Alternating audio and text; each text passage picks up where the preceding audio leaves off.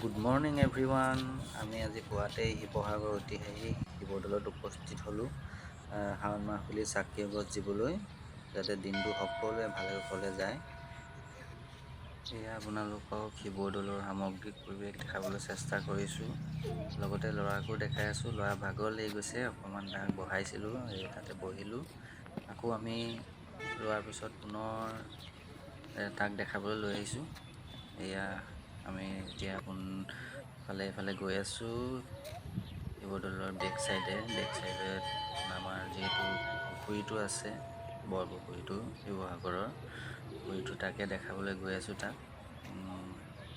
শিৱসাগৰ পুখুৰীৰ গেটৰ তলা লগাই আছে, আমি বাহিৰত যাব নোৱাৰোঁ আৰু ভিতৰৰ পৰাই তাইক দেখাবলৈ চেষ্টা কৰিছোঁ।